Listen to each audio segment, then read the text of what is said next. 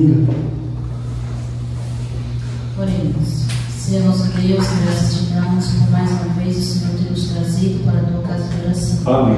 Queremos te pedir, ó Deus, nesse momento, que derrama o teu Espírito Santo sobre cada um de nós e que tudo que nós vemos aqui ouvir, ó Deus, que nós possamos guardar no nosso coração. Amém. Abençoa o teu servo que está com a tua palavra, que ele não venha falar de si, mas que venha a ser usado pelo teu Espírito Santo. Amém. Continua conosco, Senhor, hoje e sempre, em nome de Jesus. Amém. Amém.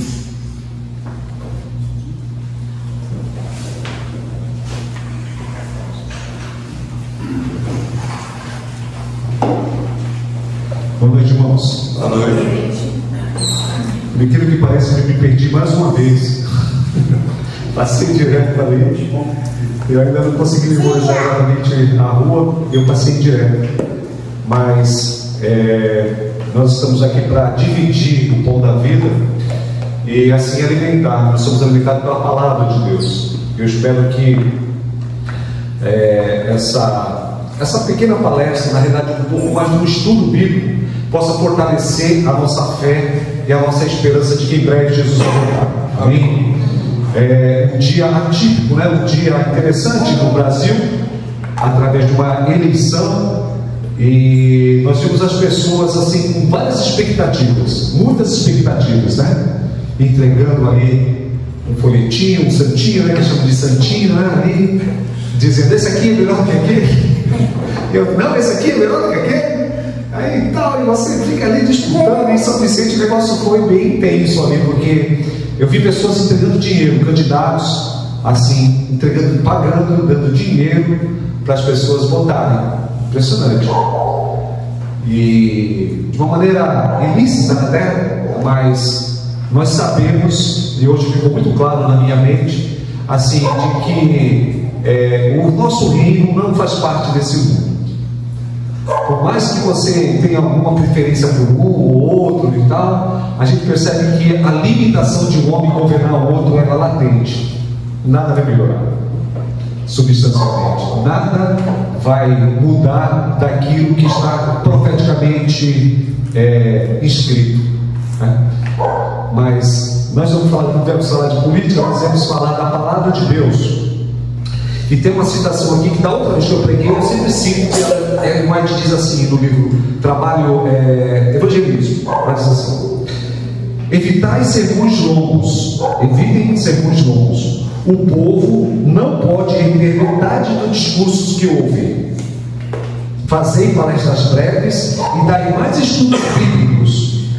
Estamos em tempo de tornar cada ponto claro, cada ponto, cada tema da palavra de Deus muito claro. Nossa mente tem que estar clara sobre os temas bíblicos e menos histórias. Hoje tem muitas pessoas coaches, né? Tem pregadores, você coloca no YouTube lá, o cara conta uma história e tal, e ele não cita um versículo bíblico.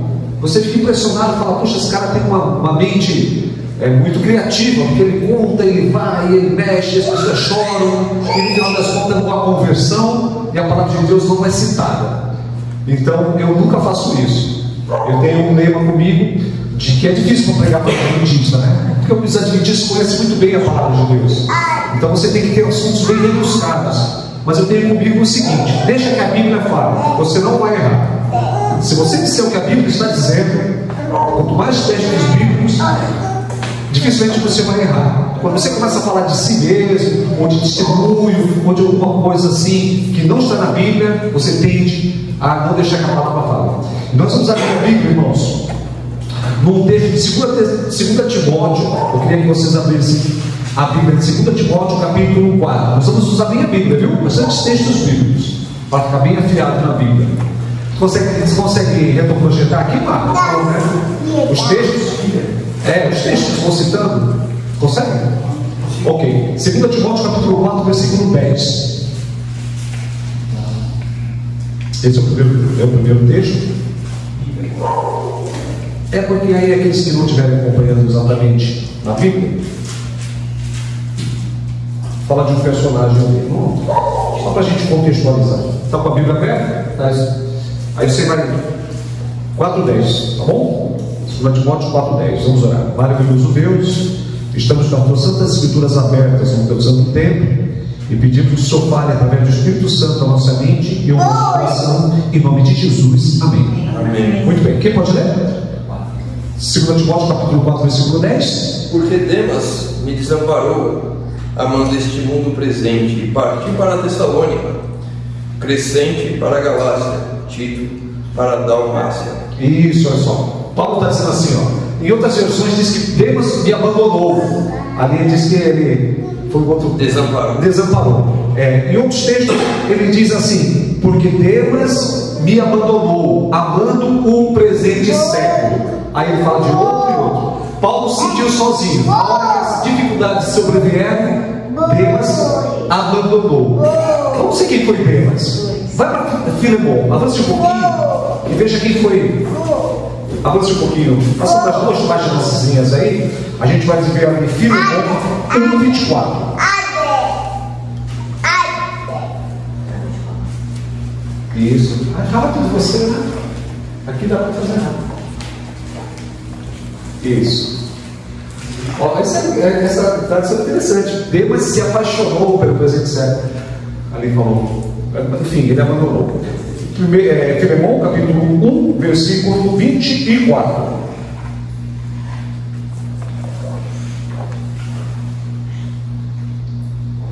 Pode ler, de novo. Marcos, Aristarco, Demas e Lucas, meus cooperadores. Isso, então aparece novamente ali o nome de Demas, né? Marcos, João Marcos, Aristarco, Demas e Lucas, o médico, né? Meus companheiros de trabalho também.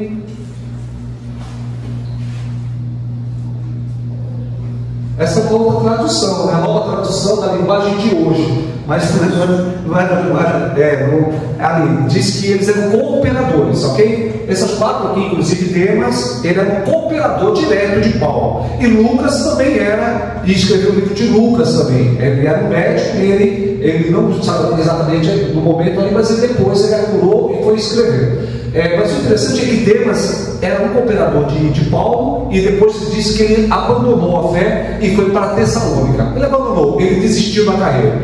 Isso faz nos lembrar a preocupação que eu e você devemos ter de não sermos um cooperador e um dia abandonar. Eu me preocupo muito com isso. De um dia, né, falar assim, mas cadê o Jair? Aí ele pregou aqui, ele era naquela igreja ali e tal. Ele abandonou. Nós vemos muito isso, né? Encontramos inclusive irmãos. Inclusive encontrei com hoje. Ele falou: não, eu estou em casa agora, eu estou cuidando da minha vida e tal. Eu falei: sim, mas você não, tal, dei um tempo, estou de férias. Então, essa preocupação. Agora, irmãos, nós vamos ir diretamente com o assunto que eu gostaria de mencionar, que é sobre uma promessa que pode aquecer nossos corações, deve inclusive aquecer os nossos corações. Deve arder, né? Os discípulos do caminho de Emaús, os 2 discípulos, eles disseram: não nos ardia o coração quando Jesus começou a pregar a palavra de Deus, quando começou a falar das Escrituras? Eu espero que os próximos assuntos possam aquecer nossos corações com esperanças. Amém? Amém. A primeira promessa, a maior promessa que Cristo fez, está em João capítulo 14, de 1 a 3. Essa é uma promessa conhecida, tão conhecida que eu sei de cor os 3 versos, 14, 1, 2 e 3, né? Diz assim: não se turbe o vosso coração, credes em Deus, credes também em mim, disse Jesus. Na casa do meu Pai há muitas moradas. Se não fosse assim, eu não teria dito, pois eu vou preparar-vos lugar, e quando eu for preparados, voltarei para vos receber para mim mesmo, para que onde eu estou estejais vós também. Essa é a maior promessa, inclusive que Tito diz que é a bendita esperança. Nós devemos, irmãos, viver constantemente com esse verso na mente e no nosso coração. Nossa vida, o nosso mundo, por tudo que temos visto, definitivamente não é aqui. E nós temos que ter essa esperança de que Deus está preparando o lugar, está quase que terminando, e logo nós iremos para lá. Amém? Isso deve aquecer nossos corações. Não existe uma promessa maior. Nada neste mundo pode suplantar essa promessa. Nada que o mundo oferece, com dinheiro, eu estou falando que dinheiro é bom, e eu estou falando de trabalho, também o trabalho é bom, e família, e prazer, enfim, todas essas coisas têm importância nas nossas vidas. Mas essa promessa, ela não pode ser esquecida em momento algum. Olha só, Mateus 24, 26. Esse é um texto importante que você deve marcar na sua Bíblia. É uma sugestão. Mateus 24, 36. Na realidade, o capítulo 24 é um capítulo que fala sobre os sinais da volta de Jesus. E eu gostaria de ler. Você pode ler o 36, mas eu vou ler um pouquinho antes. Ok? Eu vou ler um pouquinho antes.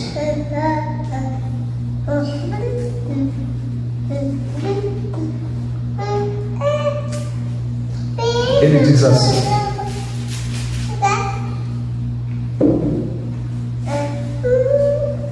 esse verso diz assim: mas a respeito daquele dia e hora, ninguém sabe.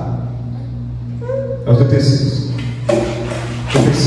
Mas a respeito daquele dia e hora, ninguém sabe, nem os anjos dos céus, nem o Filho, senão o Pai. O verso 37 continua: pois assim como foi nos dias de Noé, também será a vinda do Filho do Homem. Porquanto, assim como nos dias anteriores ao dilúvio, comiam e bebiam, casavam e davam-se em casamento, até o dia em que Noé entrou na arca e não se perceberam, senão quando veio o dilúvio e os levou a todos. Assim será também a vinda do Filho do Homem. Você percebeu o verbo ali, e não se aperceberam? Você leu ali que assim como foi nos dias de Noé, comiam, bebiam, casavam, tinham uma vida normal, como todos os dias. Só que eles não se perceberam quando Noé entrou na arca. Noé não somente entrou na arca, mas os animais também começaram a entrar na arca. E foi um fato não comum. Imagine animais selvagens saindo do seu habitat e se encaminhando naturalmente para dentro de uma arca. O leão e a leoa, o tigre e a tigresa, o elefante e a esposa dele, entrando, eles devem ter olhado e falado: puxa vida, na realidade, a senhora White diz que eles ficaram meio que olhando, meio que assim, assombrados, porque aquilo não era comum. Mas naturalmente eles começaram a desenhar. Daqui a pouco eles começaram a se envolver nas suas atividades seculares e esqueceram daquele fato. Porque depois que os animais entraram na arca e fechou-se a arca, ainda teve mais 7 dias para começar a chover. Então eles olharam, se admiraram, e a Bíblia diz que é assim como foi no dia de Noé. As pessoas também se admiram. As pessoas às vezes veem alguns fatos que acontecem, especialmente na natureza, e elas ficam assim: puxa vida, mas já que passou aquele momento ali. Recentemente teve uma grande tragédia no sul do país, não foi? Um mau alagamento, e aí as pessoas ficaram todas voltadas, os noticiários só voltavam para o Rio Grande do Sul. Mas você percebe que hoje ninguém mais fala sobre isso. Passou, já esqueceram daquilo ali, já estão pensando em outras coisas. A Bíblia diz exatamente assim: eles não se perceberam. Então há um alerta para a gente estar sempre muito bem apercebido. No dia e a hora ninguém sabe. Tentarão, inclusive, contrafazer e marcar data. Eu lembro que no dia 12 de 2012, lembra disso? Faz tanto tempo, né? Faz uns 10 anos, 12 anos atrás. Disseram que algum profeta, alguém disse que o mundo acabaria. E muitas pessoas acreditaram nisso, acreditaram que seria. Mas a Bíblia é clara dizendo que o dia e a hora ninguém sabe. Vamos seguir. Veja o versículo 30 e o 31, do próprio capítulo 24 ainda. Nós lemos o 36. Veja o versículo 30 e o 31. Volte um pouquinho, alguns versículos. Quem pode ler? 24, 30 e 31. E então aparecerá no céu o sinal do Filho do Homem, e todas as tribos da terra se lamentarão, e eles verão o Filho do Homem, vindo nas nuvens do céu com poder e grande glória.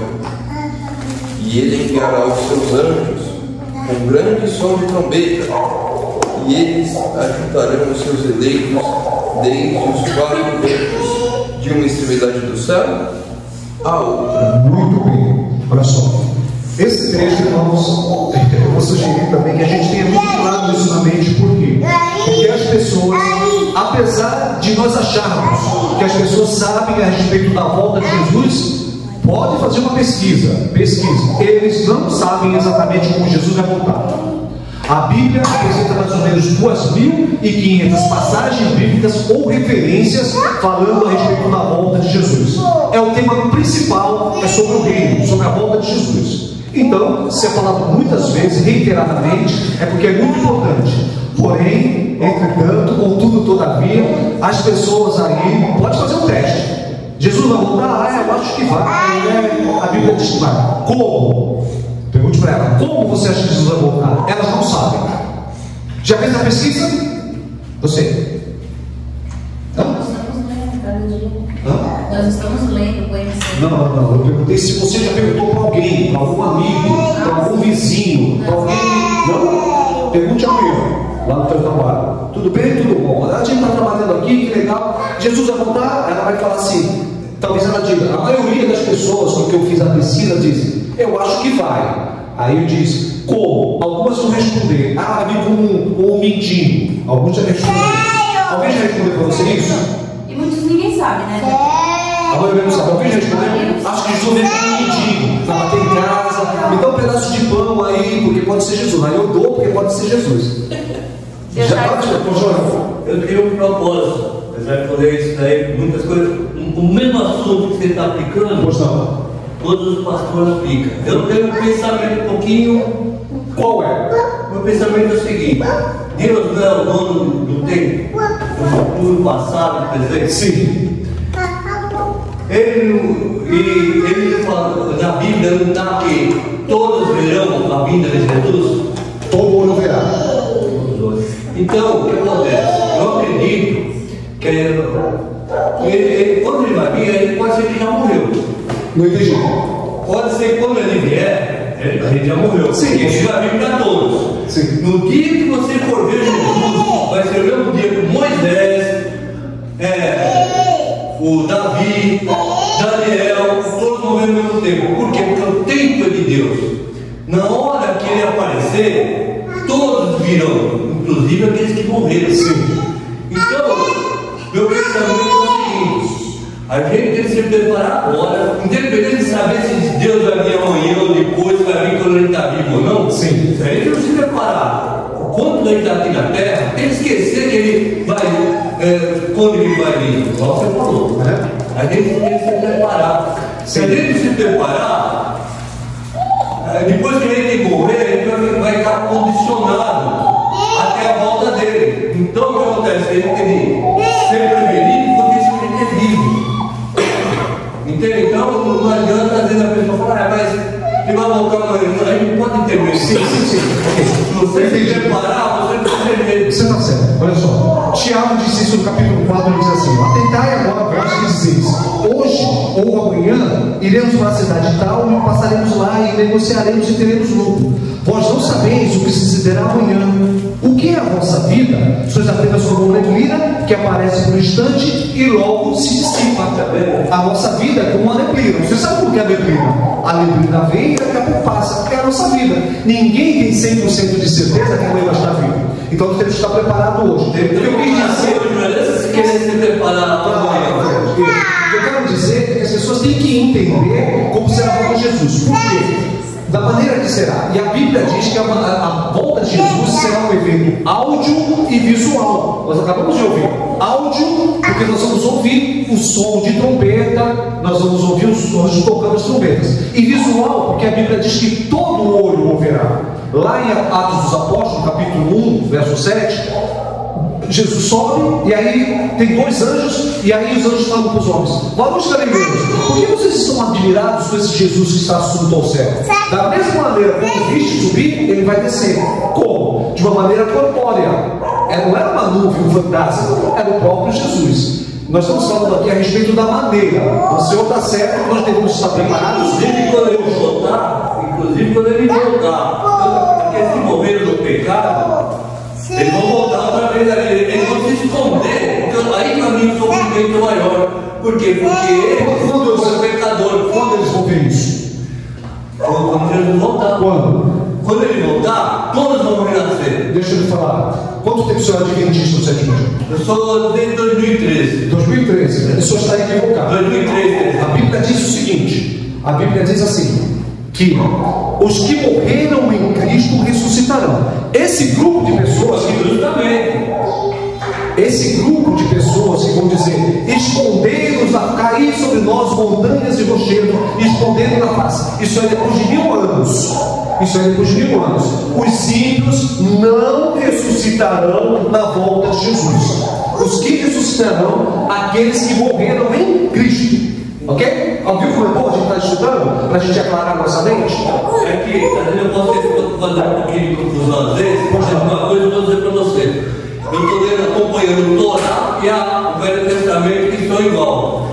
O Torá é o Velho Testamento sem modificação, sem atualização, sem nada. Ok. Então, eu estou pegando também, eu comentei com ele, eu estou tendo palestra com um rabino e com pastores. Então, apenas explicação, o coração da gente às vezes parte para um lado. Então, de fato, quer Deus no passado, no futuro e no presente. Então, o que acontece? No dia que ele aparecer, que ele descer na terra, vai ser para todos os olhos verem, inclusive aqueles que estavam no passado e no presente. Vai ser tudo no mesmo dia. Não. Todo olho verá das pessoas que estão vendo. Vamos ver aqui, Apocalipse capítulo 6. Apocalipse capítulo 6. Apocalipse 6, coloca aqui. Apocalipse capítulo 6, versículo 15 ao 17. Vamos ver. Vamos lá. 6, 17. Essa tradução ela também. Porque você vê que eles traduzem tanto na Bíblia, que está uma Bíblia para outra, já tem diferença na Bíblia. É verdade. O Torá não foi modificado. O que veio pergaminhos está. Vamos ver. Porque é vindo o grande dia da sua ira. O senhor está com a Bíblia para acompanhar? Estou com a Bíblia aqui. Mas dá 6. Só quer ler a sua? 6, 15 a 17. Eu só não estou lendo agora porque meu filho também tem bastante realidade. Tá bom, deixa eu olhar para a vista boa. Vai lá. 20. Capítulo 6, do 15 ao 17. E os reis da terra, e os homens grandiosos, e os homens ricos, e os principais capitães, e os homens poderosos, e cada servo, e cada homem livre, esconderam-se nas cavernas e nas rochas das montanhas, e diziam às montanhas e às rochas: Caí sobre nós, mundo. E escondei-nos da face daquele que está sentado sobre o trono e da ira do Cordeiro. Continua. Porque é vindo o grande dia de sua ira, e quem será capaz de ficar de pé? Quem é por meio? Isso é depois do milênio. Se você tiver toda a cronologia, isso é depois do milênio. A gente vai ver na volta de Jesus. Vamos para Tessalonicenses. Voltamos então para Tessalonicenses, capítulo 2, capítulo 4, 16 e 17. 2 Tessalonicenses 4. Ali está falando sobre a volta de Jesus. Ok? Ali está falando sobre a volta de Jesus. Veja só o que o verso diz. 2 Tessalonicenses, capítulo 4, 16 e 17. Eu vou ler aqui na minha, tá bom? Eu disse segunda ou eu falei primeiro? Segunda. É primeiro. 4, 16 e 17. Aqui, o tema ali no capítulo 4 é a situação dos mortos em Cristo e a vida do Senhor. Ele trata justamente sobre esse assunto. Veja só o versículo 15. Ora, ainda nos declaramos pela palavra do Senhor, se isso, nós, os vivos, os que ficarmos até a vinda do Senhor, de modo alguma precederemos os que dormem. Porquanto o Senhor mesmo, dada a sua palavra de ordem, ouvida a voz do arcanjo e ressoada a trombeta de Deus, descerá dos céus, e os mortos em Cristo ressuscitarão primeiro. Depois nós, os vivos, os que ficarmos, seremos arrebatados juntamente com eles entre as nuvens para o encontro do Senhor nos ares, e assim estaremos para sempre com o Senhor. Entende? Os que morreram em Cristo ressuscitarão. A Bíblia não diz que todos ressuscitarão. Ok? Agora tem os vivos. Como serão os vivos? Vamos para 2 Coríntios capítulo 15. Volta um pouquinho, porque não tem gente viva. Eu espero que esteja vivo na volta de Jesus. Vamos ser. Mas pode ser que esteja morto, não sei.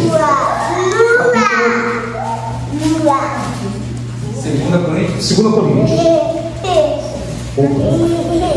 Desculpa, 1 Coríntios, capítulo 15.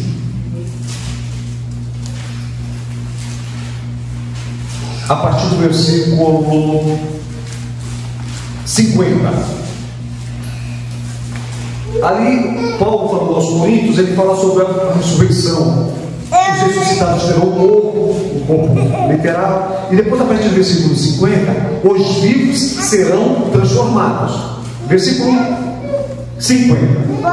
Ele diz assim: isto afirma, irmãos, que a carne e o sangue não podem herdar o reino de Deus, nem a corrupção herdar a incorrupção.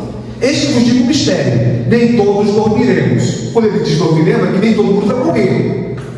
Dormiremos, nem todos vão morrer, mas transformados seremos todos. No momento, num abrir e fechar de olhos, ao ressoar da última trombeta, a trombeta soará. A trombeta soará. Os mortos ressuscitarão incorruptíveis, e nós seremos transformados. Porque é necessário que este corpo se revista de corruptível, se revista de incorruptibilidade, e esse corpo mortal se revista da imortalidade. Essa aqui é a situação dos crentes vivos por ocasião da volta de Jesus. Essa carne, esse sangue, dessa maneira que nós temos, ela não pode entrar no céu. Não pode, porque está contaminado. É o vírus. Não é o vírus da chikungunya, da gripe, é o vírus do pecado. Seremos transformados para aí sim, com um corpo glorificado, então iremos. Okay? Aqueles que dormem em Cristo, quer dizer, que morrem, que no caso eles dormem em Cristo, eles são os vivos. Aqueles que morrem, que não foi em Cristo, que morreram no pecado, então eles são mortos. Então é uma confusão, um pouquinho, isso é mesmo um pouquinho perturbado, está entendendo?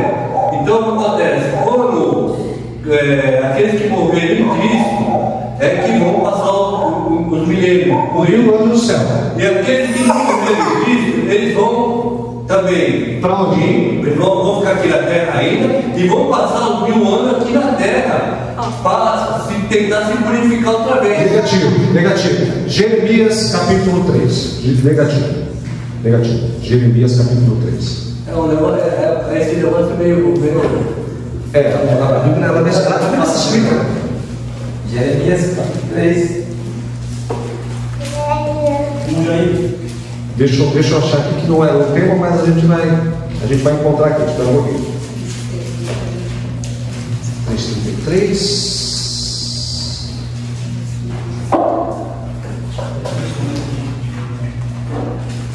Eu já eu falei em 3, eu quis dizer 4. Eu quis dizer 4. 23. Jeremias capítulo 4, versículo 23. Diz assim: olhei para a terra e eis-a sem forma e vazia, para os céus e não tinha luz. Olhei para os montes e eis se tremiam, e todos os outros estremeciam. Olhei e eis que não havia homem, e todas as aves do céu haviam fugido. Olhei ainda e eis que a terra fértil era um deserto, e todas as suas cidades estavam limpadas diante do Senhor, diante do furor da sua ira. Vá para o capítulo, estão dizendo que a terra estava sem forma e vazia. Ela estava no mesmo caos, a mesma expressão do início lá de Gênesis. Lá em Gênesis, no início a terra estava sem forma e vazia. Um caos, estava vazia e desolada. Agora a gente vai para o capítulo 25 de Jeremias, que ele vai então complementar essa passagem bíblica. 25, 33. Capítulo 25, versículo 33. A Bíblia diz assim: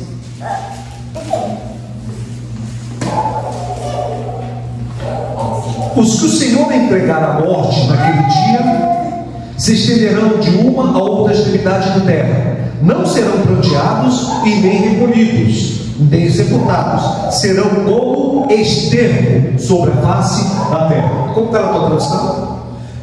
Escreve. 33. E serão os mortos do Senhor naquele dia, desde a extremidade da terra até a outra extremidade da terra. Eles não serão lamentados, nem reunidos, nem enterrados. Eles serão esterco sobre o chão. Isso, esterco, né? Porque durante o milênio, lógico, Jesus volta, muitos não estarão preparados, então não vai ser sepultado, não vai ter tempo de pegar o carnezinho da Usã, levar no cemitério ali de Esplanada, não vai ter tempo disso. Entende? Imagine então os grandes conglomerados de pessoas que vão estar, por exemplo, no estádio de futebol. Vai ser um dia como outro comum, um grande ajuntamento de pessoas.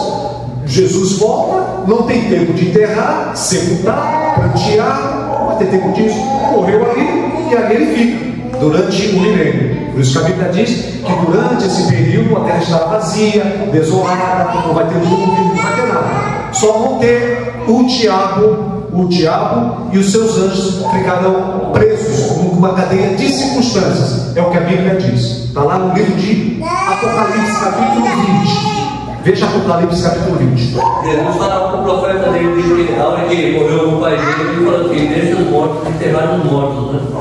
Justamente porque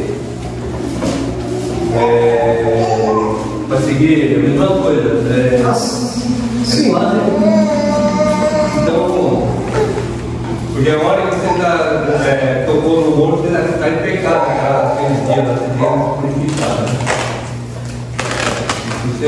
Mas os caras que enterravam o morto na época purificavam de No capítulo 20, ele fala sobre o tema do capítulo 20 é a prisão de Satanás por 1000 anos, e fala sobre a primeira ressurreição também. A primeira ressurreição, ela fala o quê? Sobre quando Jesus voltar. Jesus volta, essa é a primeira ressurreição, ok? Aqueles que não foram ressuscitados na primeira ressurreição, naturalmente serão ressuscitados na segunda ressurreição. A segunda ressurreição é a ressurreição da condenação, ok? A primeira é a ressurreição da vida. Nós já dissemos que é por ocasião da volta de Jesus. Passa-se 1000 anos, os mortos continuam mortos, como um esterco, e agora eles ressuscitam depois de 1000 anos. É a segunda ressurreição. Justamente. Diz assim, de uma linguagem simbólica, verso 1. Então vi descer do céu um anjo, tinha na mão a chave do abismo e uma grande corrente. Lógico que isso é uma linguagem figurada. O livro do Apocalipse, quase na sua totalidade, são de simbolismo, ok? O versículo 2 diz: ele segurou o dragão, a antiga serpente, que é o dragão, o diabo, o Satanás, e o prendeu por 1000 anos. Lançou no abismo e fechou, e pôs selo sobre ele, para que não mais enganasse as nações, até que se completasse os 1000 anos. Depois disto, é necessário que ele seja solto por um pouco de tempo. Aí ele continua no verso 4. Então entrou nos que citaram aqueles a quais foi dada autoridade para julgar. Via ainda as almas dos decapitados por causa do testemunho de Jesus. E ele segue. No versículo 5 ele diz assim: o restante dos mortos não reviveram até que se completasse os 1000 anos. Então, o restante na hora, porque eu te falei, que completasse o ano. Então você está concordando. O restante dos mortos, aqueles que não morreram em Cristo, não ressuscitaram até se completasse os 1000 anos. Esses são os que não morreram em Cristo, aqueles que morreram perdidos, ok? Aí ele continua. Sobre estes, a segunda morte não tem autoridade, pelo contrário, serão sacerdotes de Deus. Versículo 7. Quando, porém, se completarem os 1000 anos, Satanás será solto da sua prisão e sairá a seduzir as nações que há nos 4 cantos da terra, Gog e Magog, a fim de reuni-los para a peleja. E o número desses é como areia no mar. Marcharam então pela superfície da terra e sitiaram o acampamento dos santos e a cidade santa. Desceu, porém, fogo do céu e os consumiu. Depois de 1000 anos, Satanás é solto da sua cadeia de circunstâncias. Por que é uma cadeia de circunstâncias? Porque Satanás é um ser espiritual e não dá para prender. Por que então que a Bíblia diz que ele está preso? Ele está preso na terra porque durante esses 1000 anos ele não tem a quem enganar. Porque na terra não tem mais ninguém vivo. Então ele está aqui, ele não tem a quem tentar, tem um monte de mortos como esterco, e ele olha para lá e olha para cá. Depois dos 1000 anos, aí ele é solto por um pouco de tempo, como a Bíblia diz, por um período rápido. os mortos agora ressuscitam, e agora então ele tem a quem enganar. E ele então ataca a cidade santa. Vamos atacar a cidade santa. Sitiaram. A Bíblia diz que o número dessas pessoas é como a areia do mar. A gente mora perto da praia aqui, não é? Vocês? Mas você já viu uma quantidade de grão de areia? Imagine que cada grão de areia daquele é uma pessoa que morreu sem a salvação. Hoje nós temos mais ou menos 8 bilhões de pessoas. Agora você imagine quantas pessoas já morreram desde que a Terra foi criada. Imagine. Imaginemos que a maioria dos que estão vivos hoje vão se perder. A Bíblia diz que a proporção vai se perder mais gente do que se salvar. Então, de 8 bilhões de pessoas que vivem hoje no planeta Terra, vamos dizer que 4 bilhões de pessoas estão perdidas. Estou sendo bem otimista. Porque a Bíblia diz que a porta dos que vão se salvar é estreita, é mais difícil de passar. E aqui vai para a perdição é larga. Então, acho que não vou ser tão otimista assim não, viu, Alan? Vamos dizer que 5 bilhões de pessoas hoje, se Jesus voltasse hoje, estariam perdidas. E 3 bilhões de pessoas, inclusive nós, estaríamos salvos. Amém? Amém. Amém. Estão até. Muito bem. Agora você imagine de quantas pessoas que já morreram de gerações e gerações. É como a Bíblia diz, que é como areia do mar, o número dessas pessoas. E agora então Satanás tenta fazer o seu último engano, dizendo: vamos atacar a cidade santa. Mas aí a Bíblia é bem clara e direta, e é poucas ideias. Desceu, porém, fogo do céu e os consumiu a todos. O poder de Deus, como uma grande bomba mega atômica, desce e aí destrói. O fogo, esse fogo então irá destruir para purificar então a terra. Purificação, destruição e purificação. E aí na Bíblia diz que não ficará então nem raiz e nem ramo, nada dos resquícios do pecado haverá mais. E aí no capítulo 21 diz assim, do Apocalipse: viu o novo céu e a nova terra, porque o primeiro céu e a primeira terra já passaram, e o mar já não existe. Vi também a cidade santa, a Nova Jerusalém, que descia do céu da parte de Deus, ataviada como uma noiva para o seu esposo. Então houve uma grande voz no trono dizendo: eis o tabernáculo de Deus com os homens, Deus habitará com eles, eles serão o povo de Deus, e Deus lhes enxugará dos olhos. Eles enxugará dos olhos toda lágrima, e a morte já não existirá, e não haverá pranto nem luto, porque as primeiras coisas passaram. Amém? Essa é a nossa bendita esperança, meus amados. Está certo que é relógio? Tá andando? Tá andando. Muito bem, 20 horas. Essa é a nossa bendita esperança.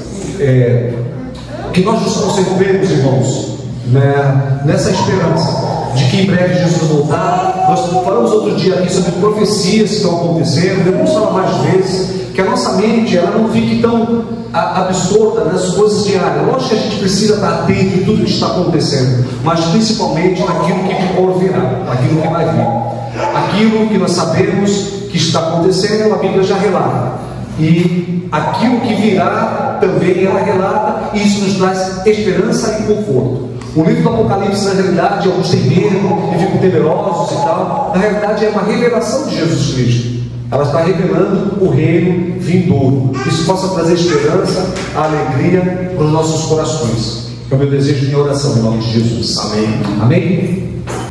Último texto da noite, 2 Pedro capítulo 3, verso 9, diz assim: não retarda o Senhor a sua promessa, como alguns a julgam demoradas. Pelo contrário, Ele é longânimo, paciente para convosco, não querendo que nenhum pereça, senão que todos cheguem ao arrependimento.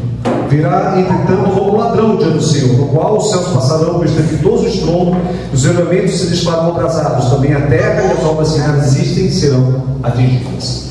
Que Deus tenha misericórdia de nossas vidas e possamos então estar preparados, como o irmão mencionou, como a Bíblia diz, a cada dia estamos preparados para a sua volta. Oremos. Maravilhoso Deus e eterno Pai, muito obrigado, porque as tuas santas escrituras, elas são claras, elas são diretas, amorosas, para que nós possamos estar preparados, porque a tua breve volta se aproxima, Senhor. Nós vemos o mundo natural, nós vemos o mundo social, nós vemos o mundo religioso, todas as suas profecias se cumprindo rapidamente.